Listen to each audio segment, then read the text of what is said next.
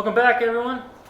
Today is a little rundown on the Jeep. Yeah, I guess we'll just jump right into it. So I bought this Jeep, I don't know, 3 years ago. It was kind of like a spur of the moment thing. I just saw it at the time. I didn't have I had a Toyota, and then I had sold it, and I regretted it because I love being up in the mountains, and I didn't have anything to go in the mountains with anymore. So it just kind of caught my eye at a little corner lot. I went, took a look at it. I knew I wanted a Rubicon just because, you know, the Dana 44s and the lockers.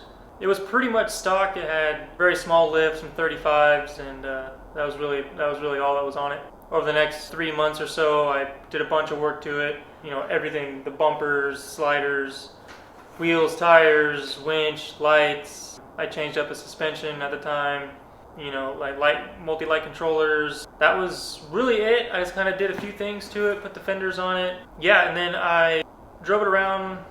Had a lot of fun with it for about, I would say, a year, and I loved this Jeep. I don't know why I made this next choice, but I traded it in, and the second that I signed the papers on the new rig, it was just instant regret. So it went away, and unfortunately it stayed local, and I saw it around all the time, and that just tore me up, because here I am seeing my Jeep that I put my blood, sweat, and tears into and had so much fun in, being driven around by somebody else that honestly didn't really know what they had. They just bought it because it looked cool. You know, they didn't really use it for anything else. So I eventually got over it. You know, it is what it is. You know, the one that got away type of thing. A few months ago, though, about 4 months ago or so, a friend of mine sent me a Snapchat, and it was in the detail bay at the dealership he worked at, our local Dodge dealership.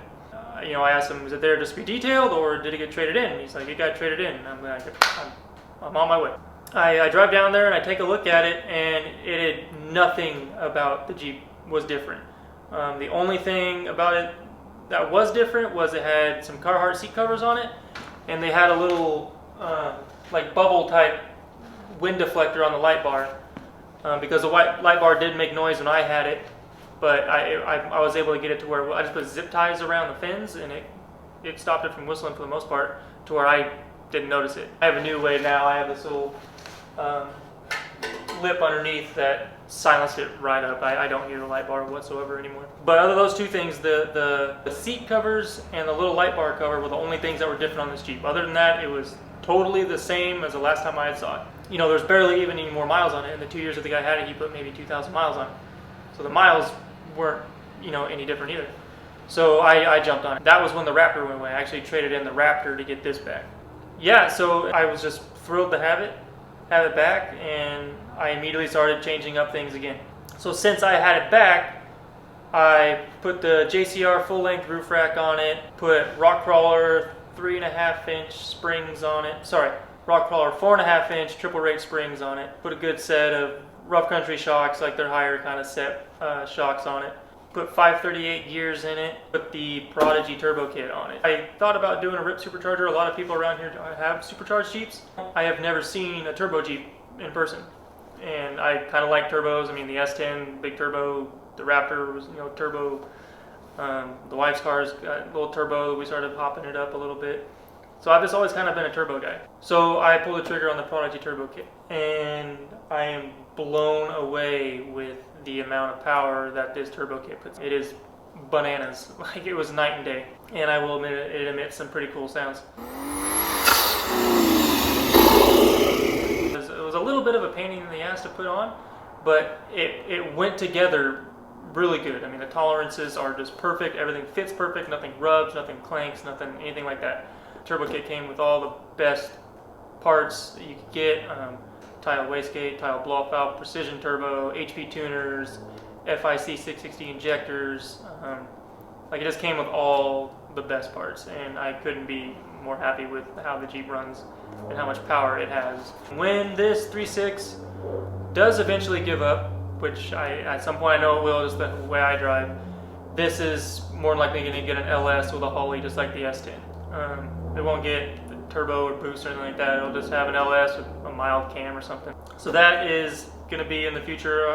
It could be next year, it could be 5 years from now. I don't know when, but I'm sure at some point it'll have a V8 in it. But in the near future, probably in the spring, that's when racing will start and the S10 will be back up. I am putting 1 tons under this. So I got a full float 14 bolt for the rear and an 05 up Super Duty Dana 60 for the front. This is a project I'm going to tackle myself. I'm going to use the Artec trusses, probably try to do ARBs. I'm trying to keep it kind of budget friendly, but I'd like to do ARBs front and rear. If not, then do an ARB rear and like a Detroit front. Keep it on coils, keep the suspension the same, go to a hydro assist, and just kind of keep it simple for the most part. I'm trying to talk myself out of putting 42s on it. I know I'll put at least 40s on it.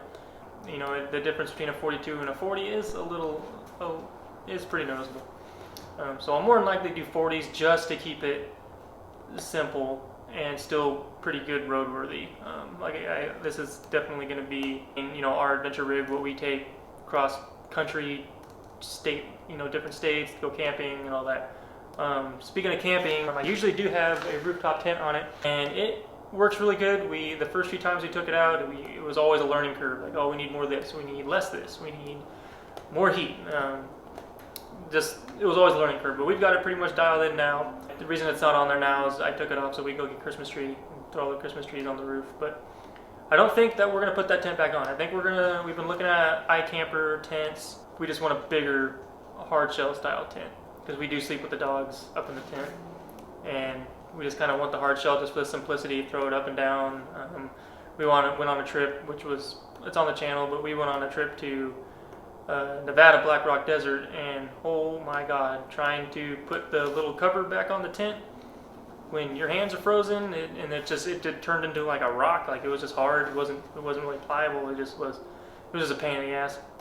So we've been kind of thinking about doing a hard shell tent for a while. So I think here soon we'll probably pull the trigger on a hard shell, probably in the spring, because we're probably not gonna do much camping out of the Jeep this winter, just because I'm gonna be focusing on the S10, and the wife honestly doesn't like the cold, and I don't really like it either, but I mean, I deal with it for a couple of days, whatever.